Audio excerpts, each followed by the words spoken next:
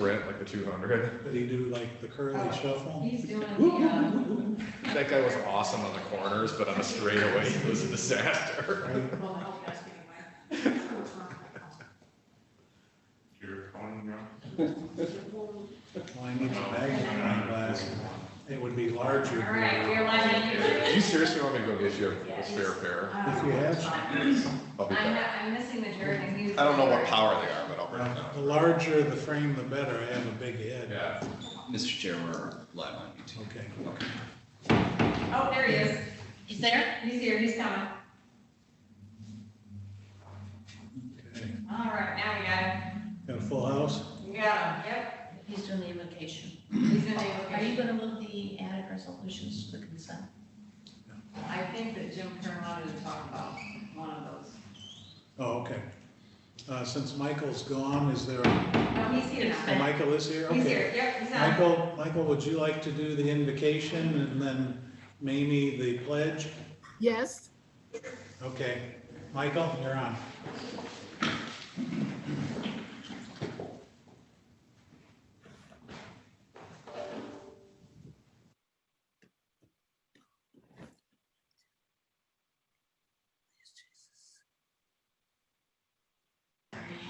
Okay, can you hear me? There we go. Yes. Okay. Lord, we are meeting today to conduct matters of business, guide our hearts and our minds in the spirit of fairness, right thought and speech. Impart your supreme wisdom upon our activities so that our affairs may reach a successful conclusion. Thank you for being our source of guidance today. Please watch over all citizens living with illness today. God bless America, Berrien County, and our families. Amen. amen. I pledge allegiance to the flag of the United States of America and to the republic for which it stands, one nation, under God, indivisible, with liberty and justice for all. Thank you. Will the clerk please call the roll? Chickering, Here. Curran, Here. Freeling, Here. Harrison, Here. Hugo, Here. Pinkelman, Majeri, Here. Meeks, Here. Scott, Here. Allred, Here. Clerk. Yarborough, Present. Elliott. Here. Mr. Chair, you have 12 present. Thank you. We have minutes from last week that the clerk just resent. Yesterday. Everybody get a chance to look at those? Yes. If there aren't any changes, it's a good time for a motion to approve them. Commissioner, make the motion, we approve the minutes from last week. Moved by Meeks, is there support? Michael Majerica, I support. Moved by Meeks, supported by Majerick. Will the clerk please call the roll? Chickering, Yes. Curran, Yes. Freeling, Yes. Harrison, Yes. Hugo, Yes. Pinkelman. Majeri, Yes. Meeks, Yes. Scott, Yes. Allred, Yes. Yarborough, Yes. Elliott. Yes, Mr. Chair, you have 12 yeas. thank you. Madam Clerk, any communications? We have none. Thank you. All right, we'll need a motion to adjourn our regular meeting and to go into a public hearing to have a discussion about community development with the Community Development Director, Dan Fetty. Is there a motion to adjourn this meeting and open the public hearing? So moved by Commissioner Hugo. Moved by Hugel, is there support? Support by Commissioner Scott. moved by, or supported by Scott. Any discussion? Hearing none, will the clerk please call the roll to adjourn our meeting and open the public hearing?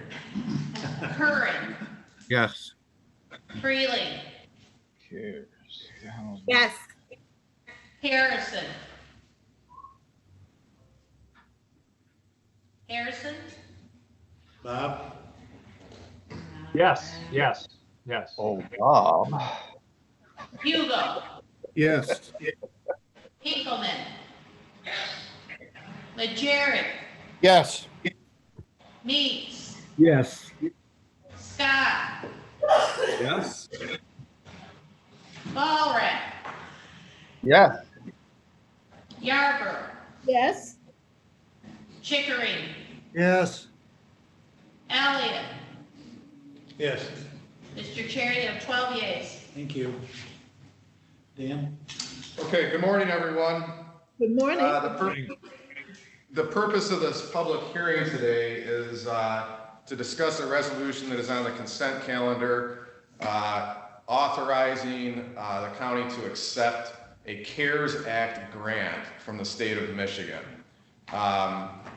One of the requirements in the acceptance of this grant is that we hold a public hearing, give the public an opportunity to review the funding available to us and our intended uses of it, and also give the public an opportunity to ask any questions or make any comments on this program. I have a very brief slide presentation to put together for you to kind of explain what we're doing here, but this relates to a community development block grant that the Michigan Strategic Fund has offered directly to the county to assist in our COVID-19 costs. As everyone's aware, the CARES Act that was approved by Congress last spring included an enormous amount of funding that fell into a variety of different federal categories of spending. One of those categories was the Community Development Block Grant Program that is administered nationwide by Housing and Urban Development. What happens is these block grant funds are appropriated by Congress to HUD. HUD then disperses these funds to the states, and the states then use a methodology to disperse these funds to local governments, and that's in regular times. This year, the CARES Act added an additional $5 billion in coronavirus relief aid to the block grant program. Michigan received an allocation of $20.5 million of that CARES Act fund into their CDBG program. And the Strategic Fund, the Michigan Strategic Fund, which supervises the administration of CDBG activity in the state, chose to reallocate this money directly to the state's 77 non-entitlement communities, of which we are one. And using methodologies developed by HUD, the Strategic Fund has determined that Berrien County is eligible directly for a $377,362.61 allocation of funding. Now, unlike some of the other CARES Act reimbursement programs that we've discussed with you over the last few months, this is not a competitive grant application process. The funding has already been allotted to us. It is waiting for us. The funding is there waiting for us, and we have to go through the appropriate procedures of accepting that funding, which I'll talk about in a second. Next slide. Thank you.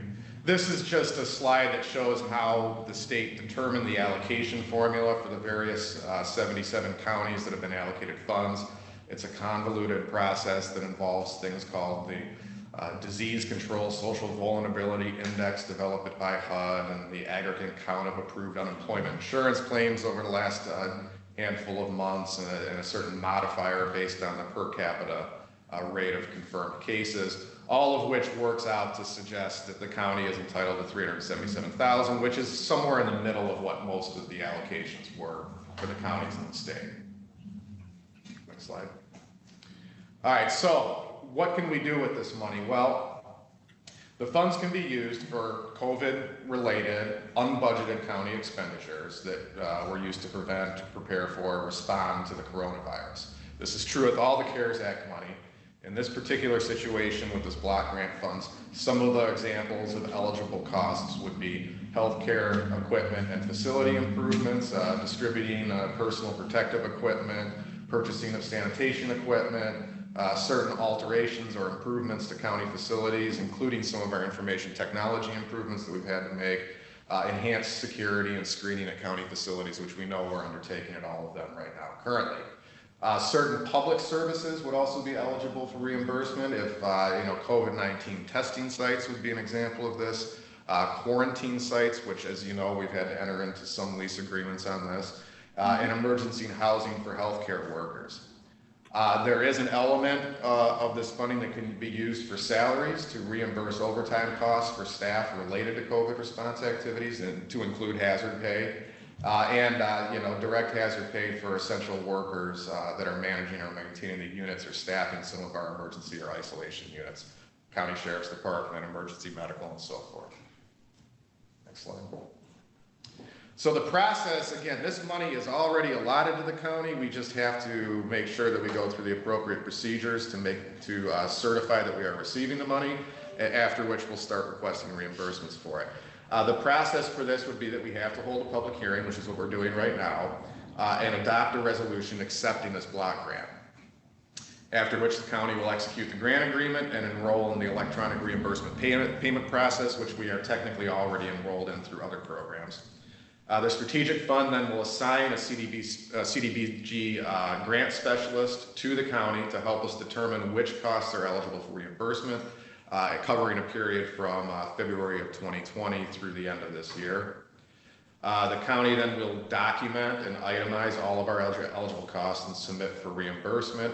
And then we will have certain grant administration requirements to maintain all CDBG compliance documentation through a period of the grant, which we expect to be about 24 months. It's very likely that in addition to our single audit report that we do, or we perform every year for federal funding purposes, it's very likely we'll also be audited separately by the Michigan Strategic Fund for the use of this grant specifically. That's not a concern for us. We've administered many block grants over the years, and we have the appropriate procedures and methods in place to ensure compliance with all of the grant requirements. So, I think that's the end of it, isn't it? Yeah. So in a nutshell, that's what we're doing with the money. Where you have a resolution before you today to approve accepting the grant and authorizing Brian and I to be the signatories on all submission documents that need to be made. And it's an opportunity now for the public if they have any questions or comments on that. Mr. Chair, just a quick comment to offer to the board.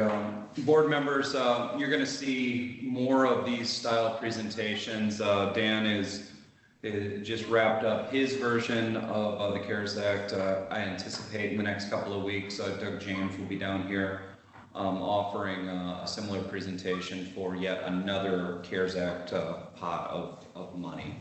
Those are my comments, sir. Okay, thank you. Any questions for Dan? I have a question, Mr. Chair. Yes, sir.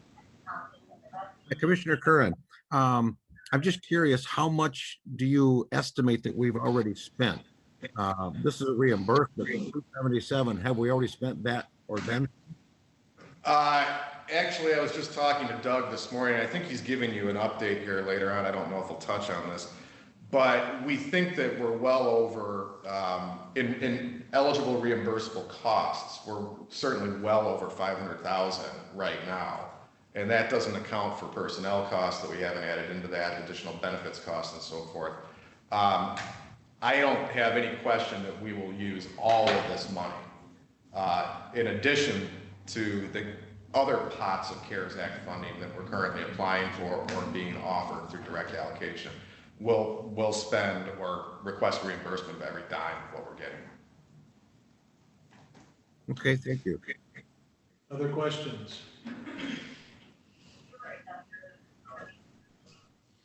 I've asked twice, and it does not appear that we have any questions about the block grant at this time, but I reminded them that they'll get to talk again before the resolutions are voted on. Okay. We don't have any questions coming through from the general public.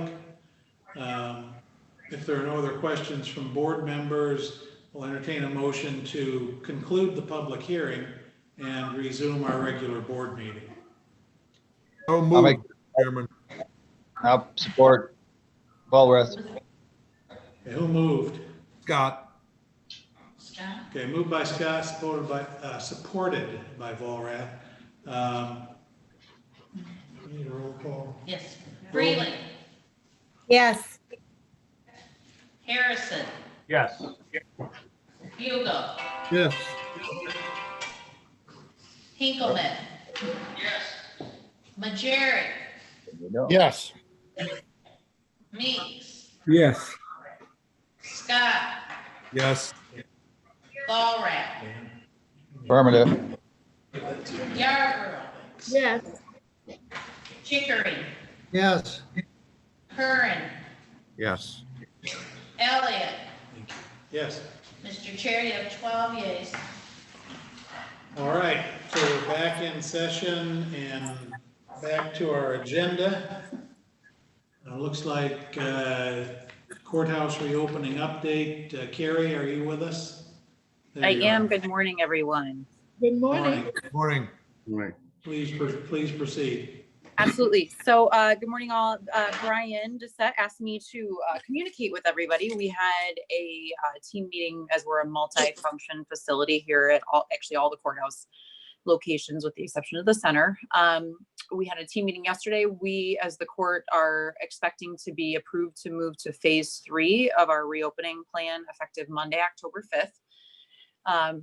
In conjunction with the health department, we've determined that we've met our gating criteria and are able to move to a less restrictive phase.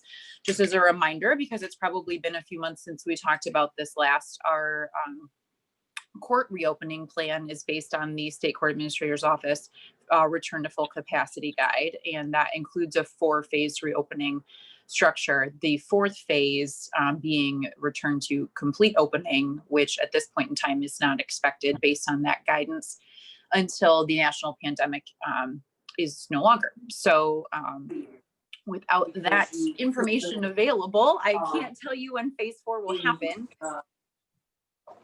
Stop that place and get What I can tell you is with regards to phase 3, what that means for the court is that we will allow some additional in-person. Everybody, Maybe. we're getting some. Maybe that would be a Hold on. transition. Sure. Carrie, time out. Maybe that's why we aren't, switching We're getting systems. some because audio people are feedback. afraid of what it's Everybody mute your microphones, and then Carrie, when I give you a thumbs up, we'll have you start again. So everybody mute your microphones, please. Okay, Carrie? All right, no problem. So with regards to phase 3, what I can indicate is that our court will be allowing more in-person proceedings. This is in large part going to help us get through a backlog of arraignments that we have experienced here since the beginning of COVID. And so we will be beginning walk-in arraignments again effective next week. Those will be one of the few areas we'll be allowing in-person proceedings. Additionally, we will be allowing in-person proceedings for the remaining felony case type hearings that we have not been allowing in to date. Small claims cases will again begin, and we'll be handling some informal hearings with regards to traffic tickets. Overall, the Supreme Court did issue additional guidance this past Monday, which indicates if we do plan to do a jury trial, that we have to continue to utilize remote capability to our maximum capacity on the days we have jury trials and or jury selections. And so considering the fact that that could be 4 out of 5 days out of the week, in some instances every day out of the week, we will not be allowing all criminal proceedings and all other proceedings. So misdemeanor cases, with the exception of arraignments, will still be asked to be remotely.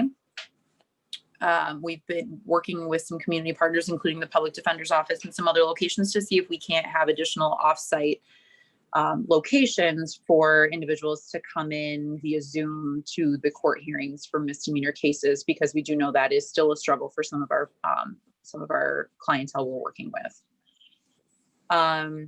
Additionally, we will be allowing individuals to come into the courthouse to file only. We do ask that those individuals come in to file and then don't linger in other areas of the courthouse. So not go into to view any other court proceedings. Don't go into multiple locations when unnecessary, because we are still trying to limit our traffic in the building. One of the other requirements from the state court administrator's office this week is, again, if we're conducting jury trials, that we do need to have any individuals who come in provide their name and contact information. And so the bonus part about what we've been using previously, which is a tables ready application, it's truly meant for restaurants, but we've repurposed it to mean what our approved list is. We kind of feel like like it's a little bit of a, if you're on the list, you're in, if you're not, you're not situation, which is harder to deal with, but it's been easier with our application. With that, we do have the capability of tracking those individuals for a period of time. And we would already have their contact information, but those who come into file, we would not have that information for. And so we are asking anybody who does come in for filing purposes to be aware and to be accepting of the fact that we will be asking for their name and their contact information for possible contact tracing purposes down the road, should we experience any kind of positive case increase.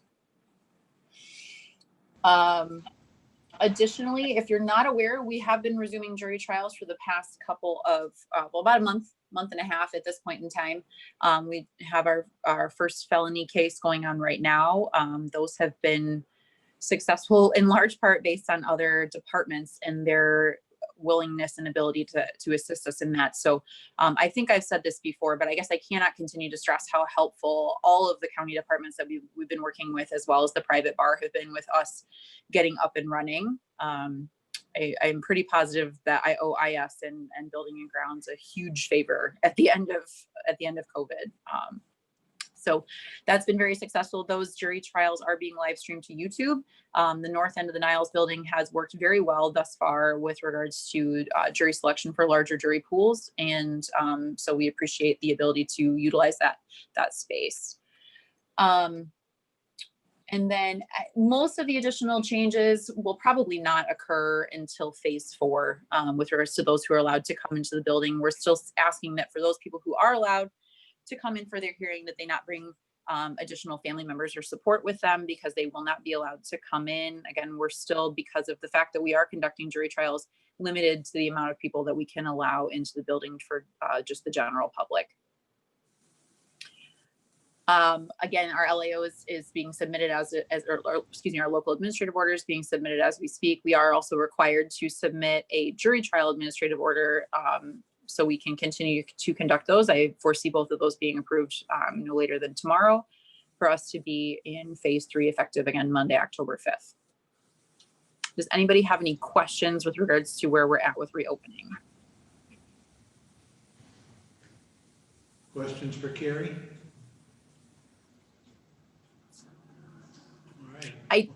Briefly, I should note, we'll also be reopening the Legal Resource Center. The Self-Help Legal Resource Center will be open by appointment only.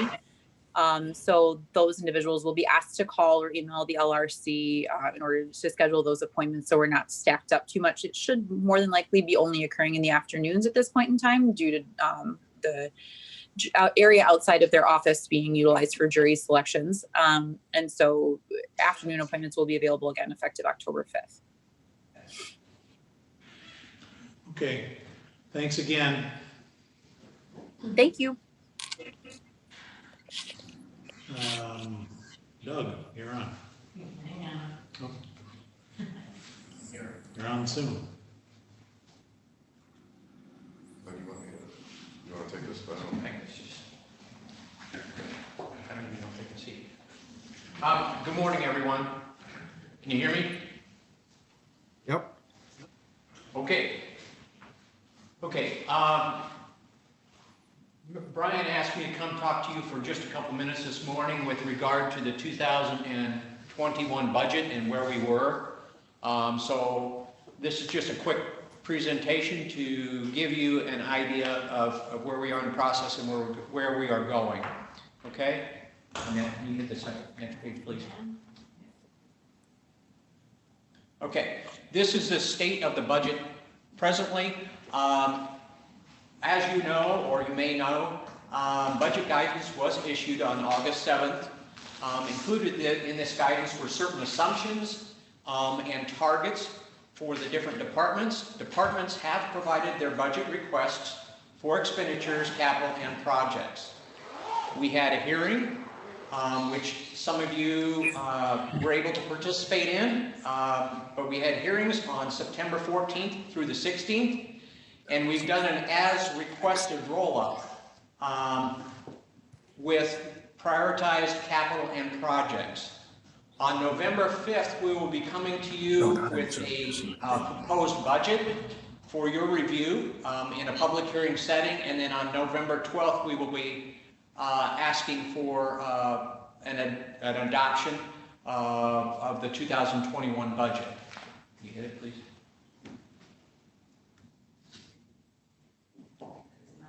Yep, okay, I got it. Okay.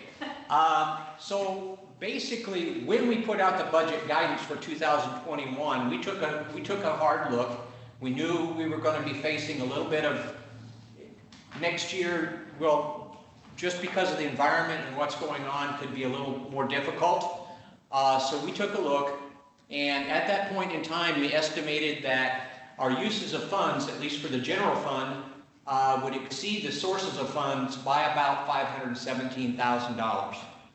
That included in the estimates, these items that are listed here. Historically, we have MMRMA refund, we have contingency, we have a transfer coming from the delinquent tax revolving fund.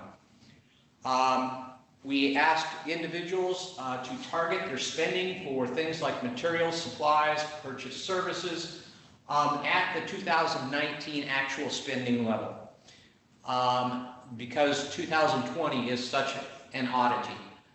And we also estimated that the capital and projects would be around $150,000.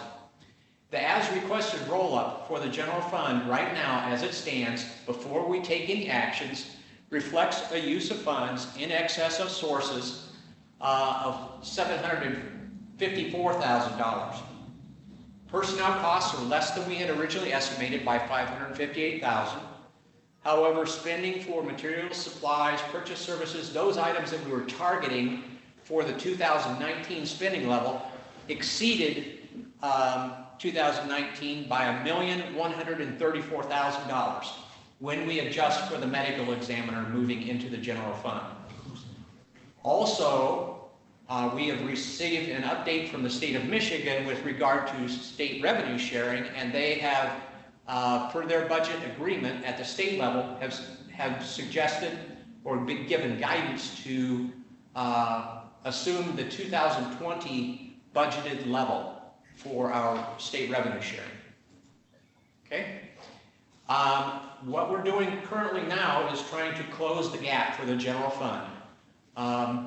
So we are going through a review and challenge of the materials, supplies, purchase services, and so forth, targeted at $200,000. Even though we know our spending is $1,134,000 above that 2019 level, we also know that certain things like software maintenance and so forth are coming into play there. So we felt comfortable challenging at least $200,000.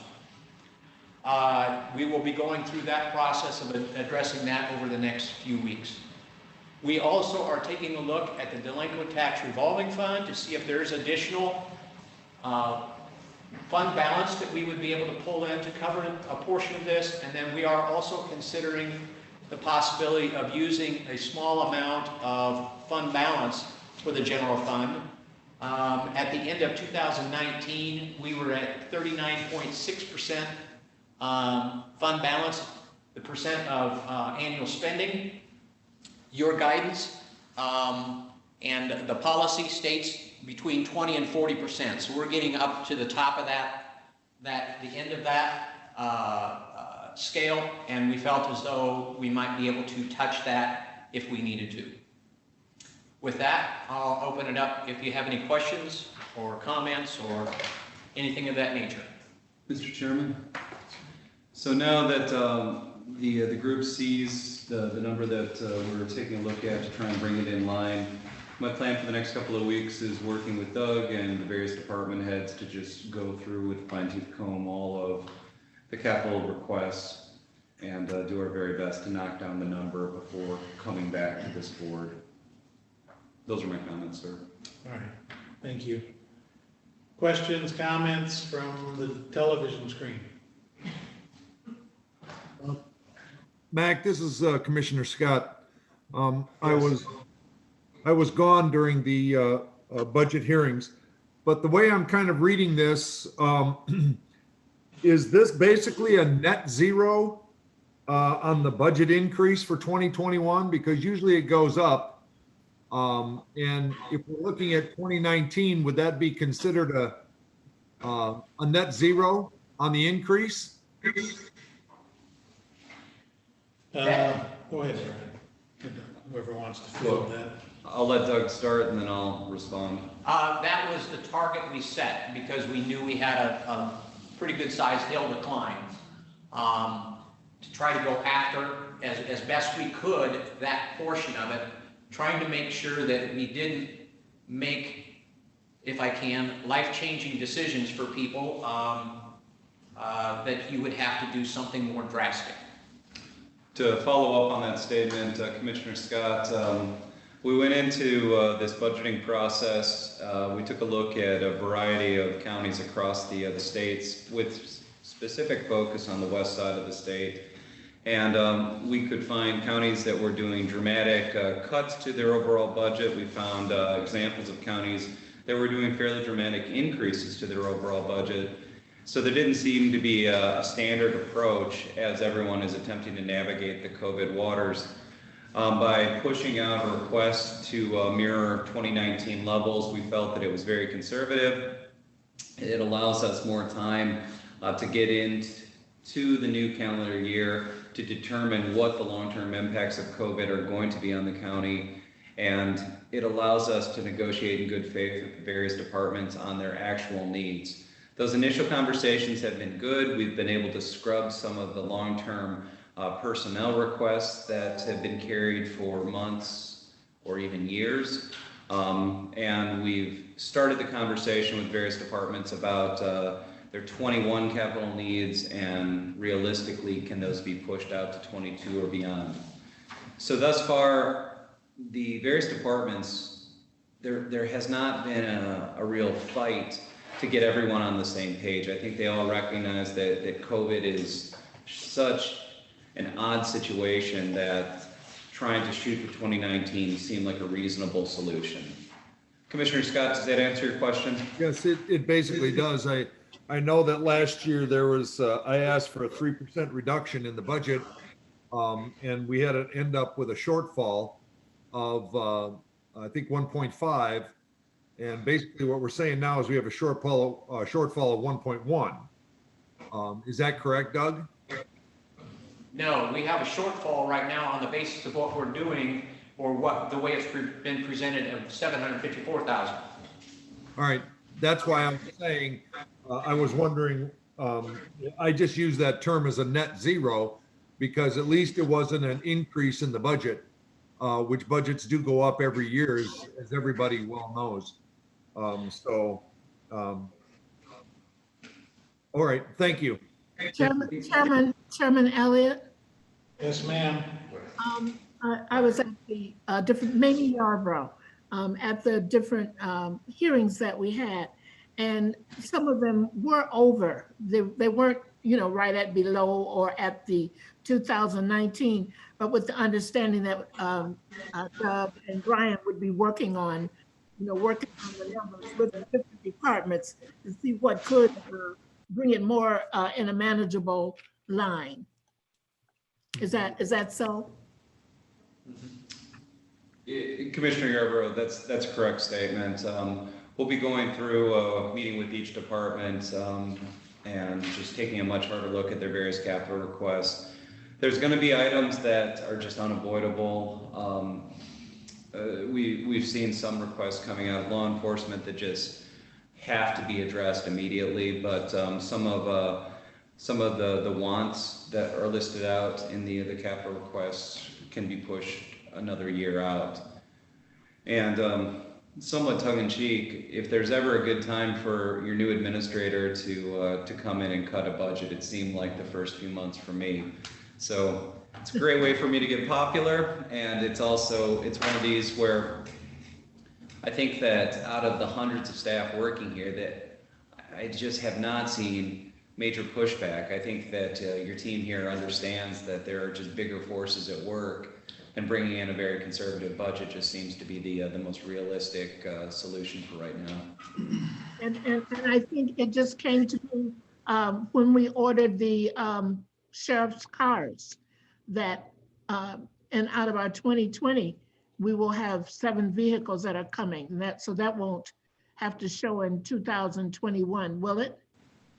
Those will be in 2021. Yeah. Yes, ma'am. Okay, all right, but the money is there.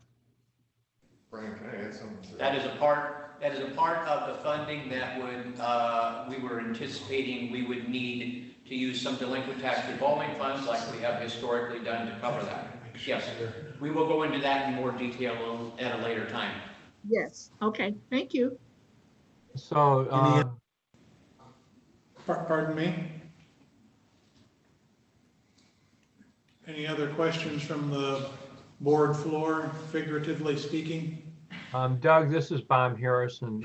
Would you say that we're pretty much in the same spot as prior years as far as taking the proposed budgets and kind of working through them to maybe bring it in line with targets set in prior years? Personally, I think, if I may, personally, I think last year was probably more of an uphill climb than this year. I think reality has kind of set in, so to speak. Folks know that this is a unique environment and that we need to do what we can to try to keep things running appropriately.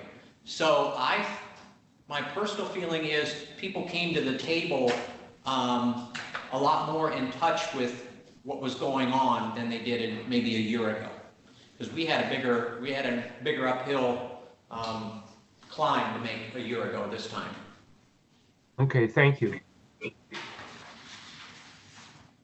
Any other questions from the board? If not, Dan, yes, go ahead. This is Commissioner Scott. Doug, would you be able to get me or the rest of the board the figures or the estimates on the OPEB for what's going to be coming up? Because if you know, we did take money, the Finance Committee did take money for this year to balance out the OPEB for the Sheriff's Department out of the fund, the Public Safety Fund.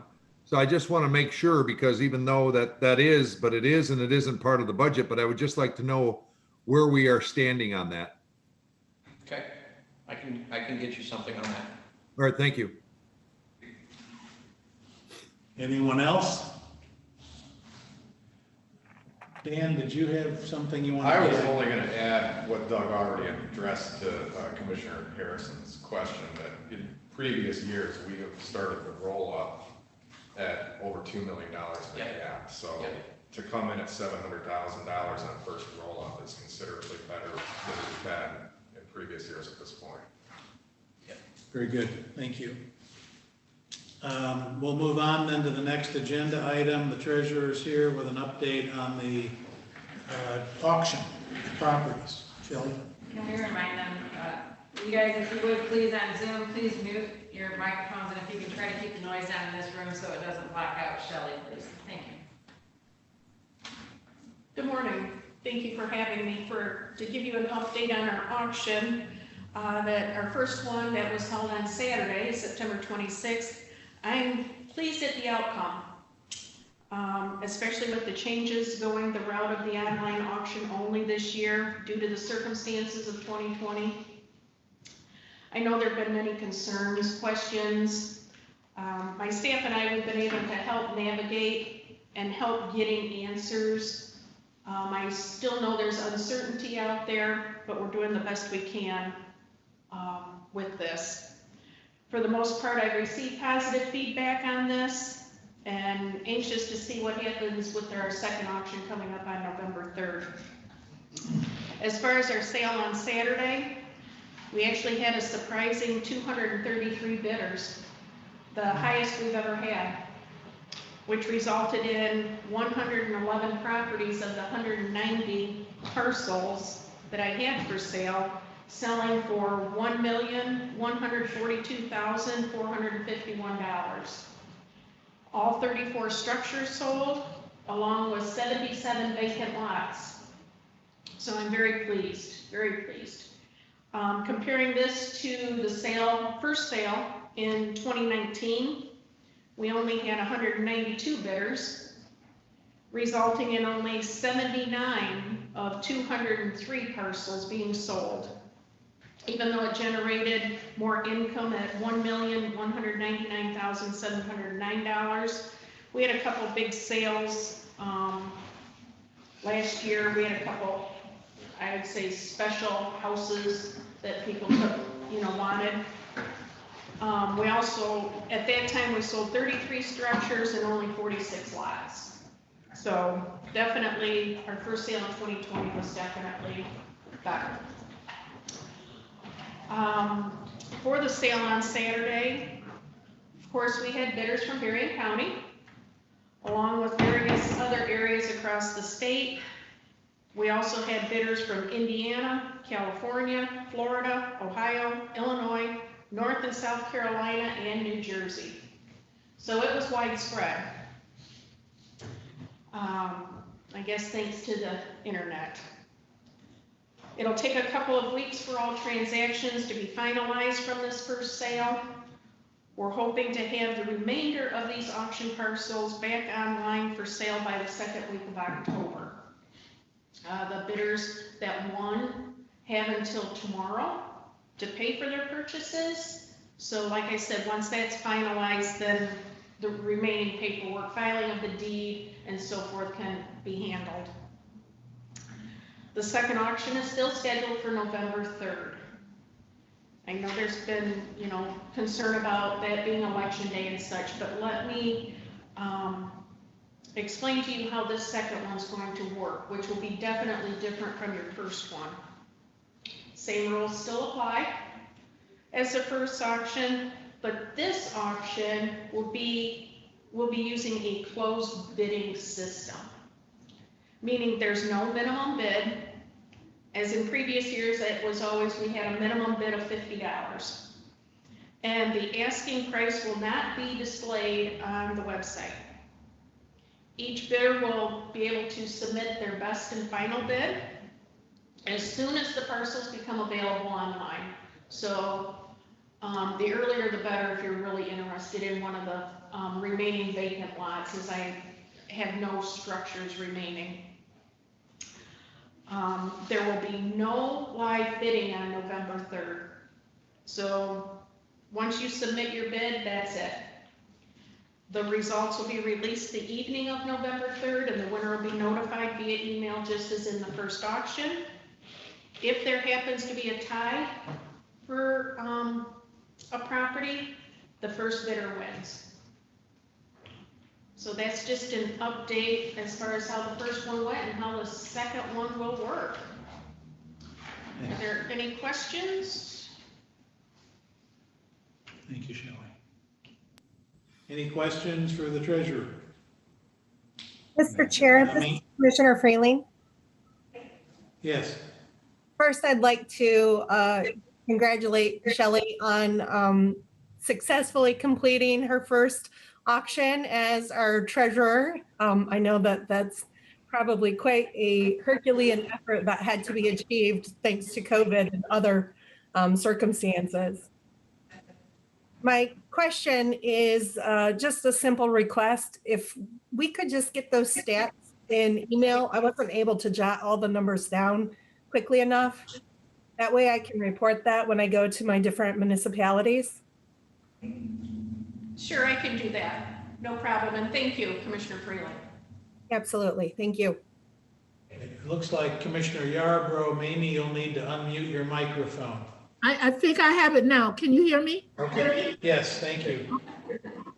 Thank you, Treasurer White. I know this was an adventure going down the yellow brick road and everything else. I thank you so much. My question is, how much will a deposit be to be in this bid? Did not say what it is. Commissioner Yarborough, there will be no minimum bid for the second auction as in years past. Right, but I'm saying, Okay. is there a deposit when you sign up to bid? Yes, it'll be just like how the first auction was held. It'll be the $1,000 credit card hold again. Okay, and then I would like to ask, how did it work for you? The other years you had to rent a building, have employees there, make all those copies of paper. Have you had a chance to analyze and see, was this a good financial move for the county to do? It definitely was a lot less work and a lot less stressful on my staff. Basically, you know, we had to provide the parcels, provide what the minimum bid was, and this vendor took over. Cost-wise, like I had stated earlier, the fee was absorbed by the buyers with that 10% buyer's fee. No one seemed to complain about that. I had a few phone calls questioning it, but other than that, they were okay. Like I said, that was absorbed by the buyer and not by the county. Good. Okay, it's so interesting. And this is one other thing I want to ask. If you make a bid and you think later I should have made it higher, can you bid more than once on one property? As far as I know, yes. Yeah, okay. All right, I think that's all I want to know. Thank you so much. Thank you. Commissioner Meeks. Yes, sir. I just want, is there going to be any preference to homeowners that invest in a lot? It says somebody coming to bid on 50 lots. When you got one homeowner that coming and wants a lot, is there any preference going to be done to give the homeowner an advantage to get the lot next to, but possibly they have been taken care of for years, or to include to enlarge, say, lot from 50 to 100 foot? In regards to preference, they will just have to bid just like everyone else. They can express interest to us. In case that parcel does not sell, our plan is for those parcels that don't sell, we will give them over to the land bank. And then we can direct them to the land bank in order to purchase that parcel. Okay, I just kind of want to get the homeowners involved, or the property owner at the point, because they would make a great addition to what they already own, and they're already property owners. So I'm just saying, is any kind of way we can do that. I'm for that seal bidding, but I'm also for home ownership. Chairman Elliott? Yes, ma'am. Yes, we've already done that, but we did with the land bank, when we had property through the neighborhood stabilization program, we begged the people. Katie would go to people's houses on both streets, and we were saying what was contiguous to encourage them to purchase the property. I think it was $250. Then we got to the place where it was $50. So I don't know that we have so many vacant lots next to a homeowner, because if they were there a few years ago, then they know how hard we tried to sell it to them. And then we got to the place where we were selling it to, you did not have to live just next door, but still had that $50 sale. So I would think that if there were any pieces of property next to a person, they would just have to be in the bid and then take a chance. As Treasurer White said, then it will go to the land bank.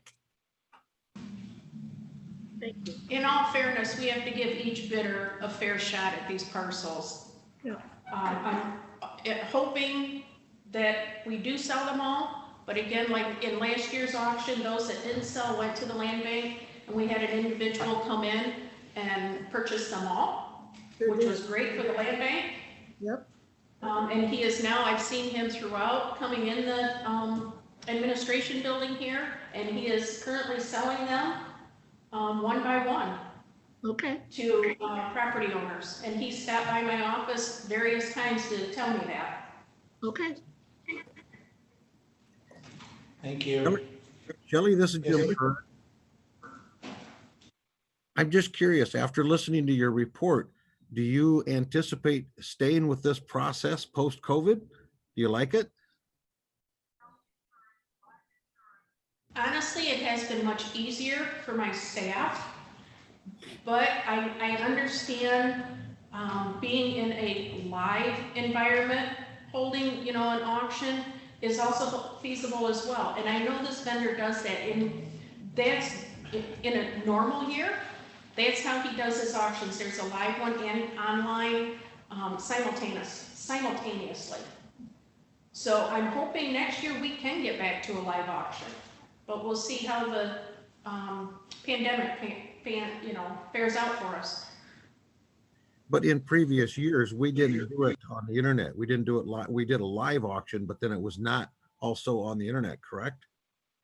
That is correct. We did have one year, a few years ago, where we did, after the first auction, hold it online, just because we had so many parcels remaining. We did not use this current vendor. We used someone else, but he was definitely, bottom line was he was higher in price. And that was one of the reasons why we did not go with him this year.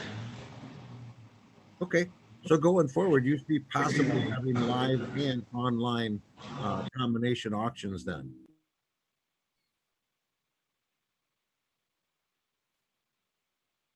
Do you think that the live auction accommodates our local citizens?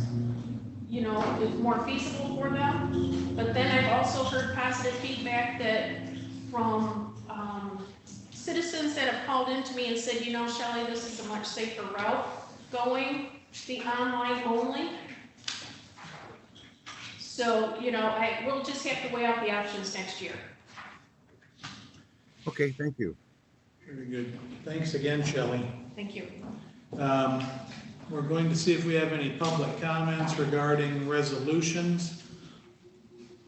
Does anybody want anything pulled from the consent calendar? Mr. Chairman? Yes, sir. I can't pull it up here in front of me, but there's a resolution coming from PHSC, which I think we ought to pull and think about over the next week, and that's the one on the parks request for an increase in their annual fees. All right, Bill, would you like to just table that till next week? I would appreciate that very much. Okay, well, then it's tabled till next week if no one objects. Thank you. Yep. Anything else that we need to do with the consent calendar while we're waiting? Yes, ma'am. Maybe Yarborough. Which one is it? The one about the Silver Beach? Is that what it says? Yes. Commissioner Chickering? Yes, ma'am. Right. Silver Beach one? Yes. Okay, thank you. The one about the annual pass, yes. Yeah, the fee. Okay, thank you. Yes. Thank you. Okay, so just to confirm, if there's no objection, the Personnel and Human Services Committee resolution ending in 331 is being moved to the agenda for next week. Correct. Thank you. Anybody out there have any comments on the resolutions? So we did have an individual who reached out to Sharon. She forwarded me the email, and I'm not sure what her numbers were, but anyways, I responded to her that this is where she could comment. I don't see any of those comments in here, but I'll keep an eye out for that. If it's okay to do that, but I have asked 3 times, are there any comments about the resolutions, and we haven't had none. All right, well, if something drifts in later, we'll deal with it. Thank you. Is there a motion to approve the consent calendar absent the resolution ending in 331? And the added resolutions. And this So moved, includes Mr. Chairman, Commissioner Scott. And your motion includes the 3 added resolutions, correct? Yes, sir, it does. Okay, is there support? I support that, Commissioner Freeling. Okay, moved by Scott, supported by Freeling. Any discussion on the consent calendar plus the 3 added resolutions minus the one ending in 331 that's been tabled to next week?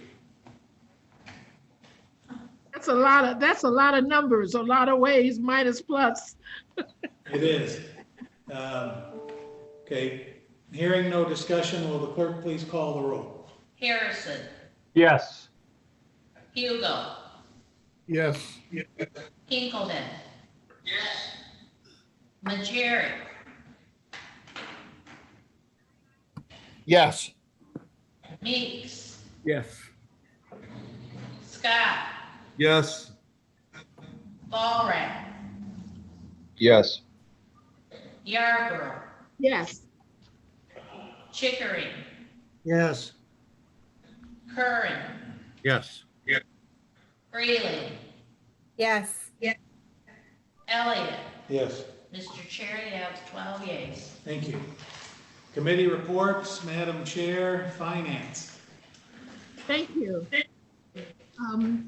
We had our meeting this morning, and it started off with Health Officer Nikki Britton coming to us for us to approve and to know about some dollars that she was, the health department wanted to spend. This is some of that money we were talking about, the it's from the state of Michigan, and it's for need, and it's necessary for it to be approved by the Department of Human and Health Services already also. And this again was an amount, not that they requested so many dollars, but dollars that were given to them, and hopefully more will be given for them for the COVID-19 use. And there were three things, and one of them, and as you listen to this, is much of what Dan Fetty talked to us about, how we could use those CDBG grants. What the health officer proposes to do is purchase some used panels and some new furniture that will be used for the 9 new staff people to set up offices for them in the health department, for them to do the monitoring and all. And it's going to be used furniture, and it will come from Metro. And we use them because they do have the things we need right in stock, and they'll be able to assemble and do what we need. And that amount is going to be $7,870, but they're going to create 9 workstations. 8 of the people have been hired, and the 9th person will start on Monday. The second thing they were going to do is buy a truck. The Bering County Health Department owns a trailer, and they bought it 5 years ago, but they've not really had anything to pull it. So Health Officer Britton met up with Todd Rainey, our motor pool director, and through my deal, they have found a truck that's a 3/4 ton truck, 4-wheel drive, and it'll be $30,953. And it'll be hopefully a January delivery. That's so if the health department has to go out and set up something or do anything, they'll have the transportation, and they'll be able to use the trailer that we already have.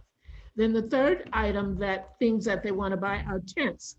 And these are to use for drive-through vaccinations. Even if they would set up a flu clinic, it could be a movable thing. And these tents, she wants to buy 2 of them. They're 13 feet by 20 feet. They're sturdy. They have walls where they can display things or store things, and a vehicle can drive in, and the person can roll their sleeve up, get the shot, and drive out the other end, and it will be rather protective because of Michigan. It can be any kind of thing. And these 2 tents that they want to order, they're $7,500 each. And with that trailer, with the truck, with all the things that she's purchasing, they'll be able to do those things. The tents can be here within 10 days. So they have the money, and they'll be able to do those items. And then we talked with Kevin Stack from the road department. It was a contract modification because they want to work on Snow Road. There's a BB drain, and Drain Commission worked on a culvert, and now the road department needs to fill in and raise it up to the height that it needs to be. And this is on Snow Road from Cleveland to Spinksky. Is there anything else you all want to, Commissioner, say about that? You covered it well. Okay. And then I said something about resolutions. Oh, we we didn't have to make a motion, but we understood them. And if we had any questions, we asked that. Then we accepted our minutes. Let's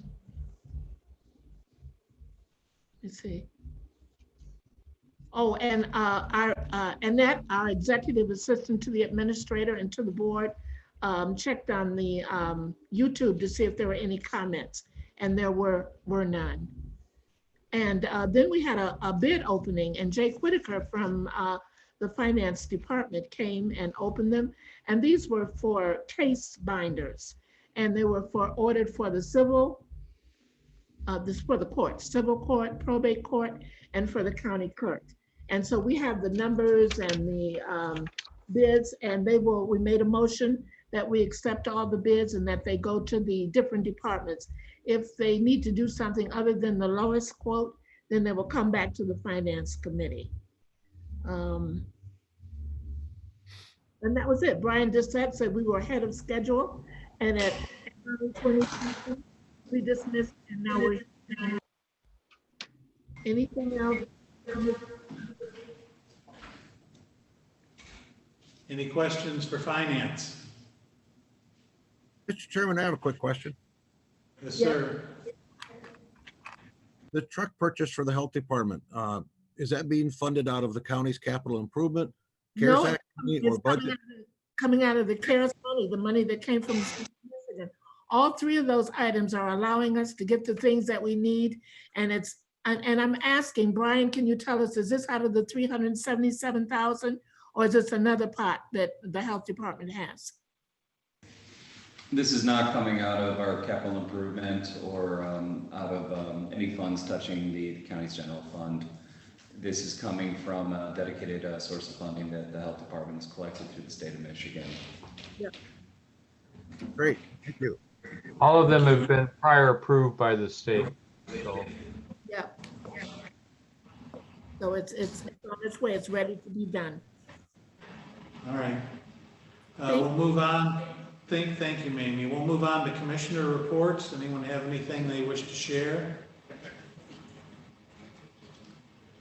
Mr. Chairman, I have one quick item. Okay. After last week's presentation by Brian and John, I received an awful lot of good feedback from people in those unserved and underserved areas of broadband. In fact, I shared one email that I received, and Commissioner Freeling shared an email that she received. So it was very well received by the public, and there's a lot of need out there. There are a lot of people who are really looking forward to us making this happen. I just wanted to share that with the board. That's so good. Thank you. Anything else? Mr. Chair. Yes, sir. Also on the broadband, I had posted on my social media Facebook site that we would be approving this contract or this resolution for a contract with Merit. And I tried to explain the best I could to the people that it was imperative that all the residents try to help and comply with this survey and not think it's just junk mail and throw it out. I believe I've had maybe 130 plus shares on my Facebook post, and I've gotten a lot of comments. So now that people are starting to realize that once this survey does come out from Merit, that it is imperative that they all fill it out. And if they know of neighbors who maybe didn't get it, they need to talk to their neighbors and share the link with them so that they can fill it out also. And I would just urge all the other county commissioners to get the word out in their districts also that this is coming, because we need as much participation as possible. Very good. Thank you. Thank you. Anyone else? All right, we'll move to the administrator. Do you have anything to report? No comments, sir. Okay. General public comments.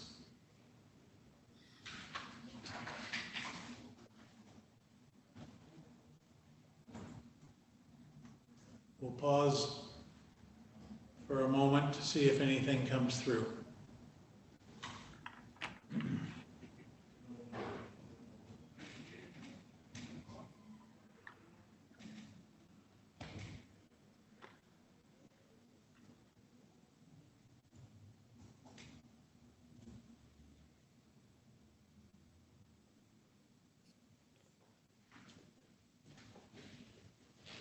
All right, we'll keep moving. If something comes through, we'll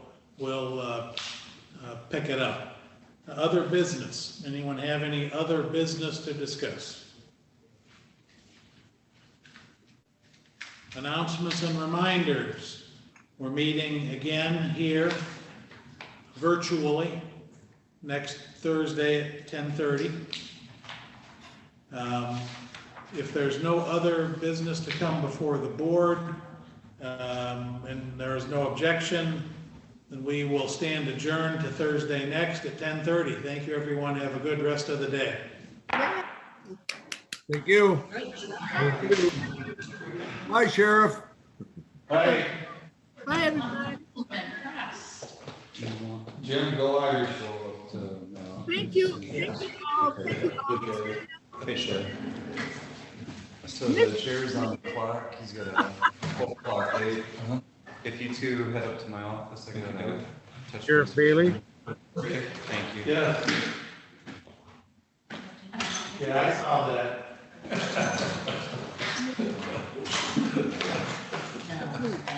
No, he's just asking about the staff.